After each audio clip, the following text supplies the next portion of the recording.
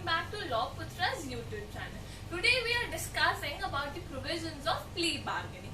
Plea bargaining is given under Chapter 21A of the CRPC and Sections 265A to 265L of CRPC. So let's just first understand what is plea bargaining. Plea bargaining is a case in which the accused, while the cognizance has been taken by the magistrate and before the trial has begun, the accused goes to the court and asks for a plea bargain. That is what the accused accepts that he has committed a crime, and then he asks for the court for some leniency so that the court will decrease the amount of punishment which he will be awarded. So for example, a crime commit करता है which is punishable under 471 or 467 of the IPC. But after the MSD वो victim से बात करने के बाद ये decide करता है कि वो उसके साथ सामने जाके प्ली करता है कि प्लीज मेरा चार्ज कम कर दीजिए, मैं अपना गुनाह कबूल करता हूँ. अब उसका गुनाह कबूल करना इज अ बिग थिंग और इसकी वजह से ये जो स्टेटमेंट है सिर्फ प्ली बार्गेनिंग में ही लगेगी, ये 164 में नहीं ले सकते. जो इस चैप्टर के प्रोविजन है वो इस चैप्टर में ही लगेंगे. जो भी स्टेटमेंट एक्यूज की होगी वो इसी चैप्टर में रहेगी. आफ्टर स्टेटमेंट अगर वो डिसाइड कर लेता है विक्टिम से बात करके कि उसकी जो भी उसका गुनाह है उसको कम करके चीटिंग में डाले, दैट इज 317 में अगर उसको हम लोग डाल देते हैं तो देन वो उस बात करके रिपोर्ट अब कोर्ट को सबमिट होगा और कोर्ट अगर डिसाइड कर लेता है कि ये सही है तो देन उसको चीटिंग के अंदर पनिश कर दिया जाएगा और उसकी जो पनिशमेंट होगी उसको कम कर देंगे. Now on to section 265A. 265A states about the application of the chapter.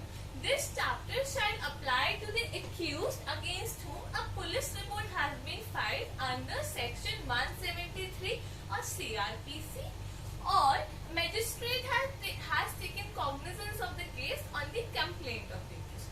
But this shall not be applied to any offence committed against a woman.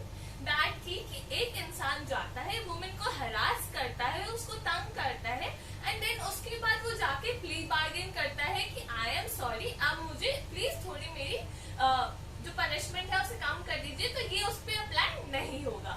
Now जो भी ऑफेंस होते हैं किसी भी बच्चे के अगेंस्ट जो 14 साल से नीचे है उस पे भी ये अप्लाई नहीं होगा. जो भी ऑफेंस अगर 14 साल से छोटे बच्चों के अगेंस्ट किया गया है वो अक्यूज भी जाके कोर्ट में प्ली बार्गेन नहीं कर सकता.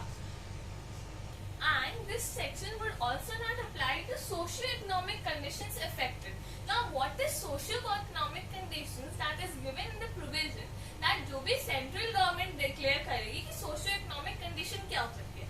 सोशियो-इकोनॉमिक कंडीशन वो होती है कि जैसे किसी ने आप किसी एडल्ट्रेशन कर दी, किसी खाने के मामले में, किसी की दवाई में एडल्ट्रेशन कर दी. अब इसमें थोड़ी ना वो आके प्ली बार्गेन कर सकते हैं कि चलो उसने एडल्ट्रेशन कर दी है अब हम उसको ऑफेंस उसका कम कर देते हैं. Now section 265B states about application for plea bargaining. So application for plea bargaining can be filed by the person accused when he files the application in the court when the court has taken the cognizance and trial has not yet begun. And he can file the application under subsection 1 only when he states a brief description of the offence committed and the charges written charges with which he is charged, or if he also produces an affidavit in which he specifically states that he has understood the nature of the offence and he is pleading guilty, or it should be stated that it should be done voluntarily and after understanding the nature of the case. So अगर कोई भी accused ऐसे तो उसके साथ गलत हो सकता है. रीजन में कोई भी accused जाता है उसका लॉयर उसको बोलता है कि आपका ये हुआ है, आप जाके प्ली बार्गेन कर दीजिए. इसलिए अक्यूज को इट इज वेरी इंपॉर्टेंट कि उसको पता होना चाहिए nature of the case and the charge which is levied upon him. उसको वो सब समझ आना चाहिए तभी जाके वो प्ली बार्गेन कर सकता है.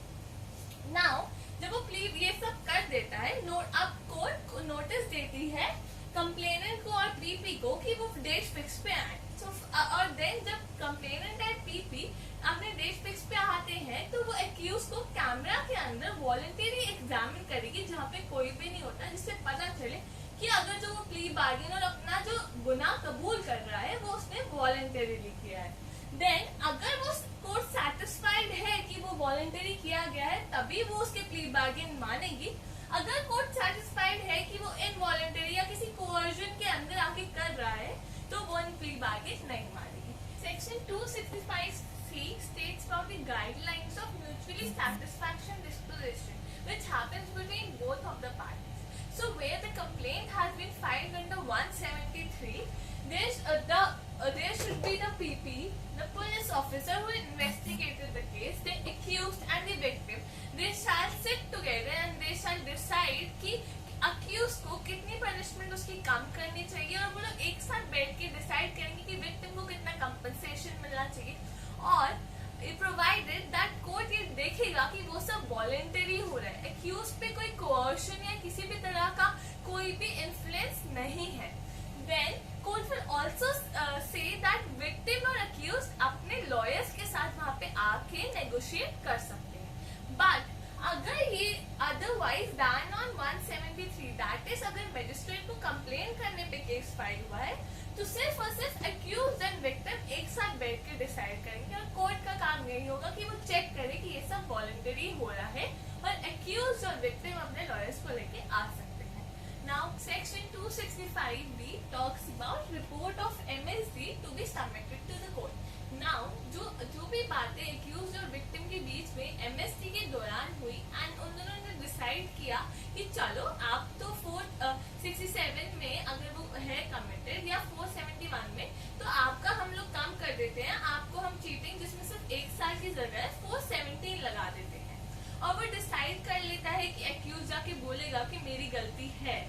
तो उसके बाद जब रिपोर्ट वर्कआउट हो गई है तो वो कोर्ट के पास जाएंगे और कोर्ट शायद प्रिपेयर रिपोर्ट और उसमें कोर्ट खुद जो प्रिसाइडिंग ऑफिसर है रिपोर्ट पे साइन करेगा और जो सारे लोग जिन्होंने रिपोर्ट बनाई है वो सब भी साइन करेंगे। और अगर वो रिपोर्ट वर्कआउट नहीं हुई तो they will go back to section 265B sub section 1 जो स्टार्टिंग ऑफ द ट्रायल था। Now section 265E states about the disposal of the case. अब जब MSD कोर्ट के पास आ चुकी है अब वो दिखेगा कि डिस्पोज कैसे करेंगे केस को। First of all court decide करेगा कि कंपनसेशन कितने दी जाएगी विक्टिम को। अब दोनों पार्टीज को सुन के कोर्ट डिसाइड करेगा the quantum of punishment that is the amount of punishment जो हम एक्यूज को देंगे।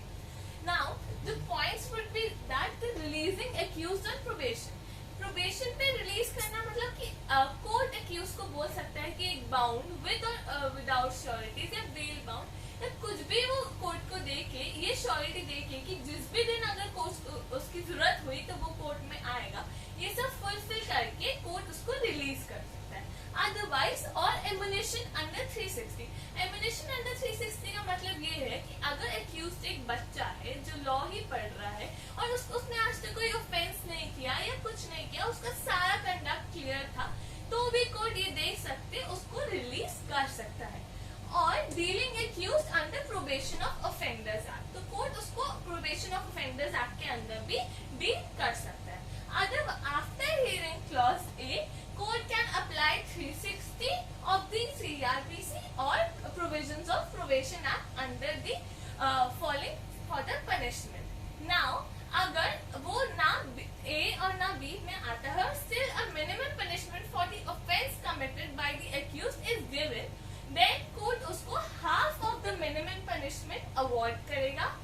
और अदरवाइज अगर वो क्लॉज B एंड C दोनों में नहीं आती जो उसने कंडक्ट किया उसकी पनिशमेंट, तो he will be awarded with 1/4 of the punishment which can be extended further after the orders of the court.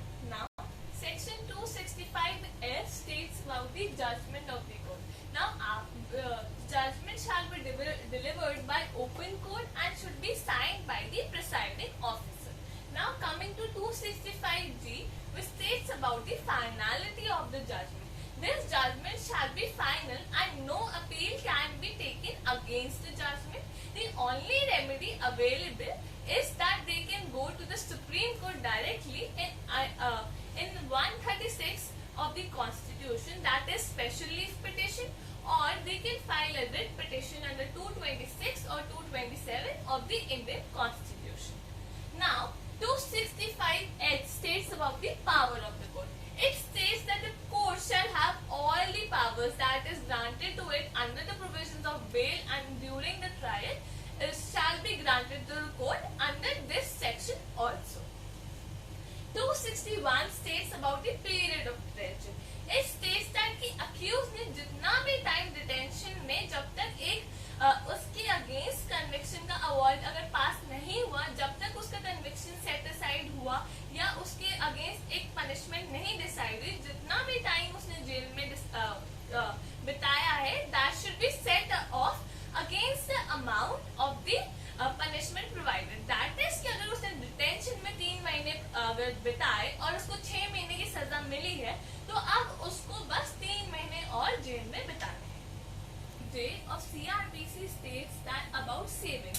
It states that provisions of this chapter shall override all other provisions of the code. Now, section of 265K states about statement of accused not to be used. It states that the statement given of the accused under this chapter shall not be used in the code anywhere else. That is कि अगर वो statement देता है accused, तो उसको confession की तरह 164 में नहीं ले सकते. ये जो भी स्टेटमेंट है वो कहीं और इस पूरे के पूरे CRPC में कहीं और उसकी स्टेटमेंट यूज नहीं हो सकती. Now 265L states about non-application of the chapter. It states that clause K section 2 of the Juvenile Justice Care and Protection Act पे ये chapter apply नहीं होगा. So that was all about plea bargaining. I hope that आप सबको ये concept clear हो चुका होगा. We'll see you in another video. Thank you.